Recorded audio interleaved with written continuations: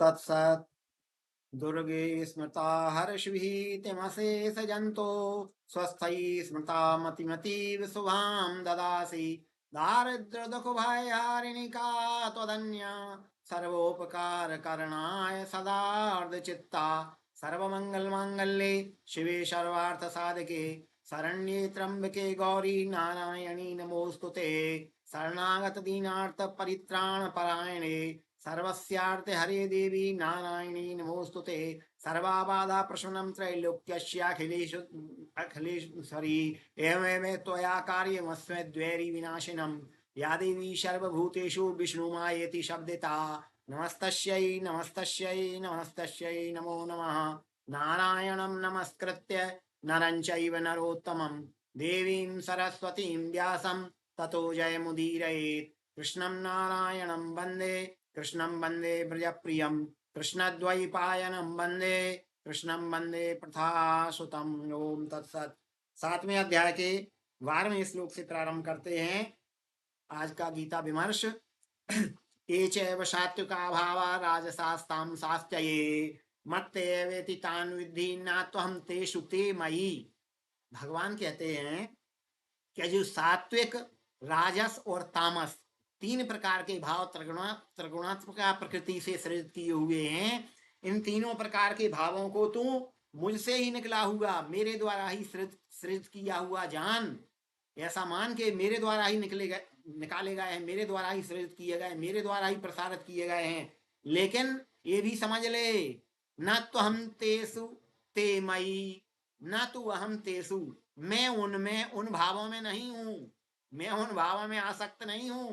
मैंने बनाए अवश्य लेकिन मैं उन भावों में आसक्त नहीं हूं।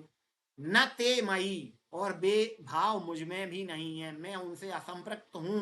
मैं उनसे बिल्कुल दूर अनासक्त भाव से दृष्टा बन करके देखता हूं ये भाव क्या कर रहे हैं संसार में। मेरी माया के वशीभूत होकर के ये भाव अपने अनुसार कार्य कर रहे हैं, पर मैं उनमें नहीं हूं और वे मुझ में नहीं है। ये भावों के बारे में भगवान ने बताया। आगे भगवान ने कहा त्रिभिर्गुणमयी भावेरेभि सर्वमिदं जगत् मोहितं नाभिजानाति मामेभ्यः परमव्ययम्। ये तीनों गुणों की बात भगवान ने फिर बताई। त्रिभिर्गुणमयी भावेरेभि सर्वमिदं जगत्, इन तीनों गुणों से सतोगुण रजोगुण तमोगुण, इन तीनों गुणों के द्वारा ये समस्त जगत व्याप्त है। सर्वमिदं जगत, ये समस्त ब्रह्मांड इन तीनों गुणों से भरे हुए हैं। ऐसा कोई भी नहीं, बड़े बड़े साधु महात्मा संत भी नहीं जिनमें नहीं है, जिनमें ये तीन गुण ना हो। सतोगुण का अधिक होगा उनमें, रजोगुण तमोगुण कम होंगे, पर गुण थोड़े बहुत मात्रा में हरेक साधु संत महात्मा तक में भी पाए जाते हैं। पहुंचे हुए व्यक्तियों में भी ये तीन गुण पाए जाते हैं। ऐसा कोई भी नहीं है जो इन तीनों गुणों से रहित हो। मोहितन्ना भी जानाति, और तीनों गुण फिर मोहित भी कर देते हैं। रजोगुण तमोगुण थोड़ा बहुत मोह में डाल देते हैं, इसलिए मोहितम ना भी जानाति, संसार के मनुष्य मोहित होकर के मुझ मामेभ्यः परमव्ययम, अव्यय अविनाशी परमात्मा को नहीं जान पाते। इन गुणों के मोह में आकर, मेरी माया के द्वारा ये गुण प्रेरित किए जाते हैं, इनके मोह में आकर के फिर मुझ अविनाशी परमात्मा को ये लोग नहीं जान पाते, मोहित हो जाते हैं। मोहित होकर के फिर मुझे जान ही नहीं पाते कि मैं क्या हूं।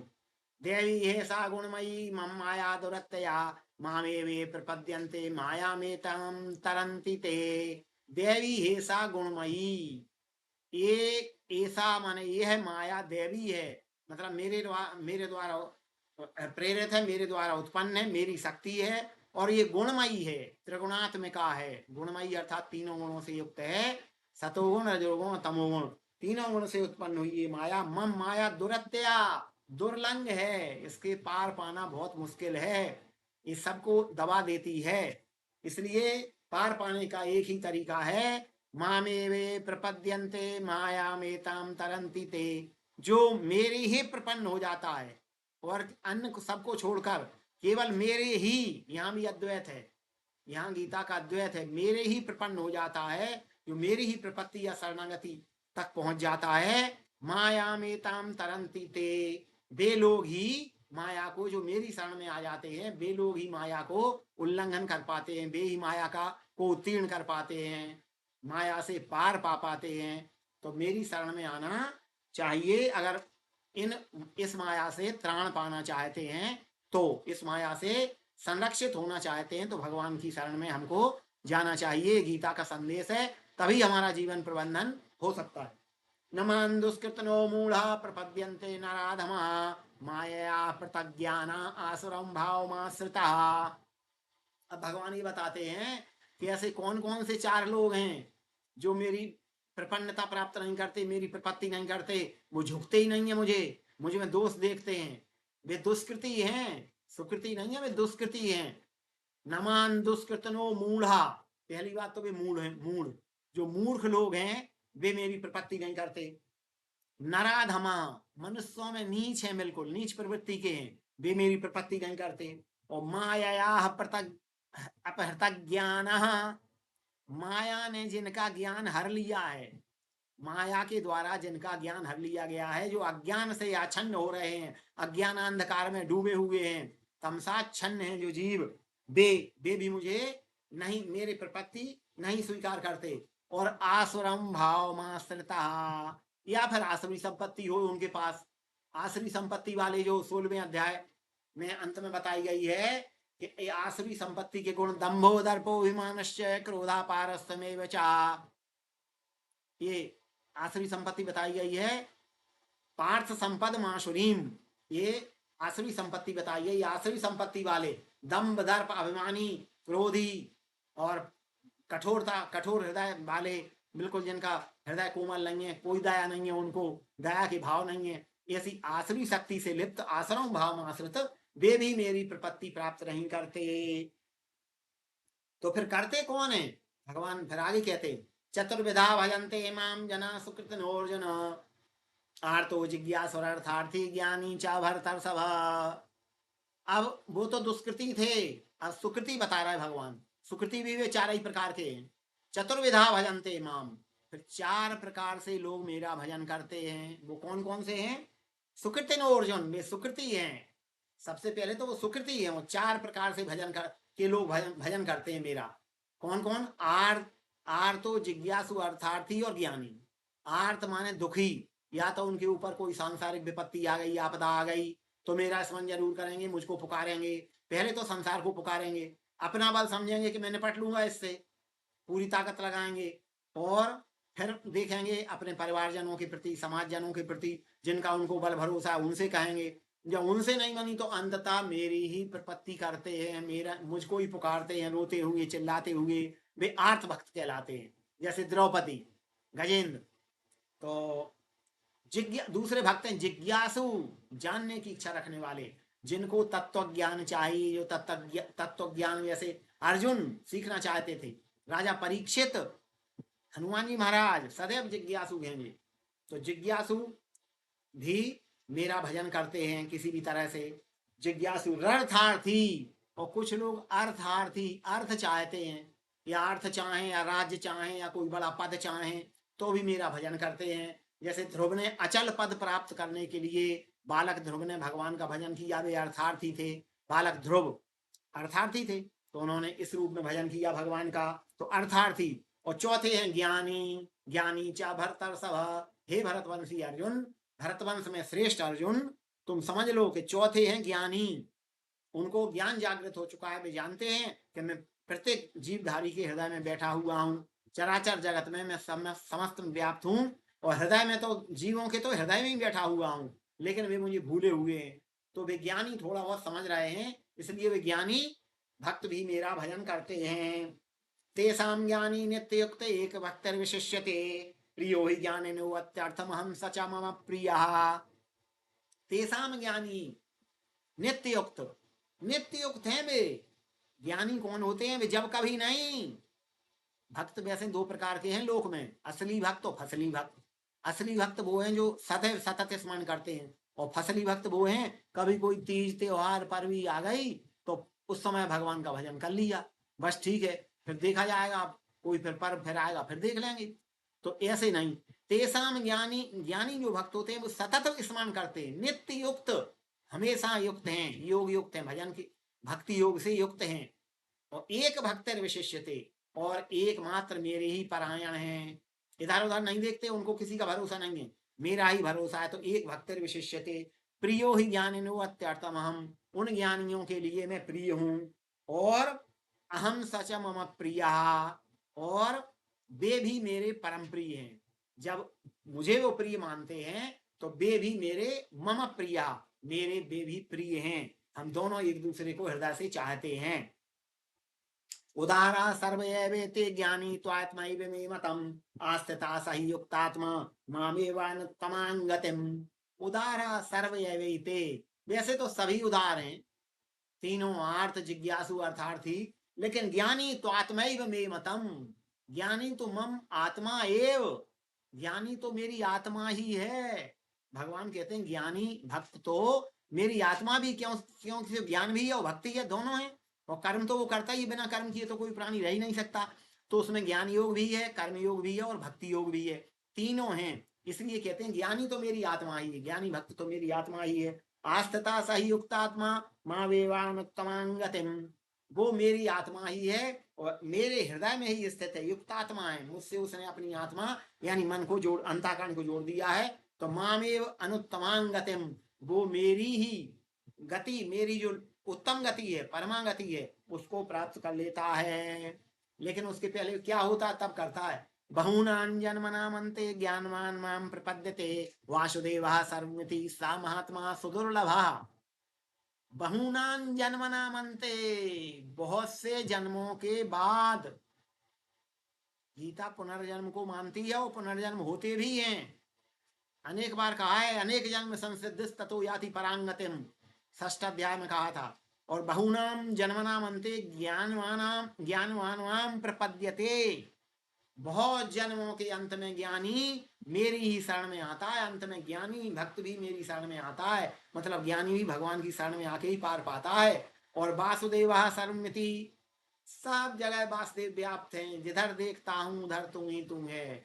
सर्वत्र भगवान को व्याप्त, जित देखो तित श्याममयी है, जिधर देखता हूं मुझे श्याम ही दिखाई देते हैं। वासुदेव सर्वम, वासुदेव कृष्ण सर्वत्र व्याप्त हैं। ऐसा मानने वाला सा महात्मा सुदुर्लभ, ऐसा महात्मा परम दुर्लभ है। ऐसा महात्मा परम दुर्लभ है। महात्मा की परिभाषा पहले हम एक बार बता चुके हैं कि मनस्येकम वचस्येकम कर्मण्येकम महात्मनाम, जिनके मन में, वचन में और कर्म में एकता होती है वे महात्मा कहे जाते हैं। तो वे महात्मा हो, सर्वत्र भगवान भगवत दर्शन करें, तो ऐसे महात्मा सुदुर्लभ कहे गए हैं, दुर्लभ नहीं, सुदुर्लभ, परम दुर्लभ कहे गए हैं ऐसे महात्मा। अब आगे कहते हैं भगवान, अब जो कामना वाले भक्त हैं उनकी बात कर रहे हैं। काम एस्ते स्ते हृतज्ञाना प्रपद्यन्ते अन्य देवता तन तन नियममास्थाय प्रकृत्या नियता स्वया। काम एस्ते स्ते हृतज्ञाना, कामनाओं ने जिनके ज्ञान को हर लिया है, नाना प्रकार की कामनाएं हैं, जे काम हो जाए मेरा, अमुक काम हो जाए मेरा, अमुक काम हो जाए, सांसारिक वासनाओं के पीछे पड़ करके और भगवान को छोड़ करके प्रपद्यन्ते अन्य देवता, और अन्य लौकिक लोक देवताओं में चबूतरे बने हुए हैं। चबूतरों में कोई किसी को बैठा दिया है, भूत प्रेत कोई हो गए, उनको उनकी मूर्तियां बैठा दी हैं, पत्थर रख दिए हैं, उन पे कोई शास्त्रीय आधार नहीं है उनका। उन देवताओं को करते हृदय से पूजा है, श्रद्धा से, तन तन नियम आस्था है। उनकी नियमानुसार सिंदूर चढ़ाएंगे, लोभान चढ़ाएंगे, धूप देंगे, प्रकृत्या नीता स्वया, अपनी प्रकृति के अनुसार उनको उन नियमों में होकर के उन लोक देवताओं की पूजा करते हैं। तो यो यो याम याम तनुम भक्ता सद्यार्चितुमिच्छति तस्य तस्याचलाम श्रद्धाम तामेव विदधाम्यहम। श्रद्धा तत्व का विमर्श हम कर चुके हैं कि उनकी श्रद्धा में फिर वहीं दृढ़ कर देता हूं। यो यो याम याम तनुम भक्ता, जो जो जिस जिस भाव से श्रद्धा पूर्वक उन लोक देवताओं की भी आराधना करते हैं, तो उनकी श्रद्धा को फिर मैं उन्हीं में अचल कर देता हूं कि भाई तुम इन्हीं को सब कुछ समझ रहे, चलो तुम इन्हीं की पूजा करो, तुमको इनसे कामनाएं प्राप्त हो जाएंगी। तो श्रद्धा में तुम्हारे उन भक्तों की, सकाम भक्त हैं वे, तो सकाम भक्तों की कामनाओं की पूर्ति के लिए श्रद्धा में उन्हीं उन्हीं तत्त देवताओं में सुदृढ़ कर देता हूं। सातया श्रद्धया युक्तस्तस्याराधन मीयते लभते च तथा कामान मयैव विहितान्नितान्। सातया श्रद्धया युक्त, वे श्रद्धा युक्त होने के कारण, भाई श्रद्धा होती है फलदायिनी, विश्वास फलदायक, श्रद्धा एवं फलदायिनी। विश्वास तो फलदायी है ही, पर श्रद्धा भी फलदायिनी है। तो श्रद्धा और विश्वास से फल मिलता है। इसलिए मैं श्रद्धा युक्त होकर के तस्याराधन नीयते, उनकी आराधना में ही उनको श्रद्धा पूर्वक लगे रहते हैं। तो लभते चा तथा कामान, उनसे ही कामनाओं की पूर्ति प्राप्त कर लेते हैं, क्योंकि श्रद्धा और विश्वास से फल मिलता है। श्रद्धा विश्वास जिसका जैसा होगा, कहा है भगवान ने, यो यच्छ्रद्धा स एव सः, श्रद्धामयो यम पुरुषो यो यच्छ्रद्धा स एव सः। यह पुरुष श्रद्धामय है, जिसकी जैसी श्रद्धा होती है उसको वैसा ही फल मिलता है। यादृशी भावनाम यस्य सिद्ध भवति तादृशी, जिसकी जैसी श्रद्धा भावना होती है उसको वैसा ही फल मिलता है। इसलिए श्रद्धा से वे उनसे कामनाओं को प्राप्त कर लेते हैं। और मयैव भीतान्यतान, मेरे द्वारा ही, मैं ही उन देवताओं से उनकी कामनाओं को सफल करा देता हूं, और वे कामनाओं की पूर्ति होने से बड़े प्रसन्न हो जाते हैं। तो इस प्रकार जी भगवान ने निष्काम ज्ञानी भक्त की बात भी कह दी और सकाम कर्मियों की बात भी कह दी। अब फले सक्तो निबद्धते पहले कह दिया भगवान ने कि फल में आसक्त होकर व्यक्ति बंध जाता है और बंध के जन्मांतर तक उन फलों में अटकता रहता है। फल सकाम कर्मी को तो उतना ही मिलेगा जितना वो चाहता है। वो कहता है हमारा अमुक काम हो जाए, भगवान कह देंगे ले तुम इतना काम करा ली बस। अब तुझे पता नहीं है कि उसमें फायदा होगा कि वास्तव में नुकसान होगा कि फायदा होगा, क्या होगा, ये तुझे कोई पता नहीं है। इसलिए भगवान, और निष्काम कर्मी जो भक्त है उसकी तो समझ लो अर्जित है, संपत्ति संचित रखी हुई है भगवान के यहाँ, वो कुछ मांगता ही नहीं है, तो वो बढ़ती ही रहती है संचित। जैसे एफडी का ब्याज ज्यादा मिलता है और बढ़ता रहता है, बढ़ती ही रहती है एफडी, तो इसी प्रकार से संचित है। तो संचित पुण्य, उसमें कुछ मांगो मत तो वो बढ़ता ही रहेगा, और तुमको भगवान इतना देंगे कि वो कभी नष्ट नहीं होगा। और प्रत्यवायु न विद्यते, उसका बीज कभी नष्ट नहीं होगा, उसमें प्रत्यवाय भी नहीं होगा, उल्टा फल रूप दोष नहीं होगा। और थोड़ा सा किया हुआ कर्म भी निष्काम कर्म का अनंत फल देने वाला होता है। तो निष्काम कर्म में ज्यादा लाभ है अगर सोचा जाए तो, और सकाम कर्म में नुकसान ही नुकसान है। इसलिए ये बताया कि छोटी सी कामनाओं के लिए अन्य छोटे छोटे देवताओं की लोक देवताओं की पूजा में अपना समय खराब नहीं करना चाहिए। एकमात्र अपने गुरुदेव और भगवान को ही अपना गुरु मानकर कि आप ही मेरे गुरु हैं, आप मुझे रास्ता दिखाइए, गुरुदेव तो दिखाई रहे हैं, दोनों को बराबर समझकर दोनों की पूजा करते हुए और उनसे ही जो कुछ भी है निष्काम भाव से कहना चाहिए। विपत्तियां आएंगी तो अपने अपना निराकरण करेंगे, विपत्तियों से रक्षा करेंगे, त्राण करेंगे, उनका काम ही है। जब भक्त की रक्षा भगवान हर तरह से करते हैं, और भी भक्तों की है गजेंद्र आदि की, तो अपनी भी करेंगे, ये मान करके निष्काम भाव से भजन करना चाहिए, सकाम के चक्कर में नहीं पड़ना चाहिए। लेकिन अगर सकाम के चक्कर में पड़े तो थोड़ी बहुत कामनाओं की पूर्ति हो जाती है और फिर वो उन्हीं में घूमता रहता है। इसके बाद हम आगे कल फिर अपनी बात दोबारा करेंगे और अपनी वाणी को पवित्र करेंगे। ओम श्री कृष्णार्पणमस्तु।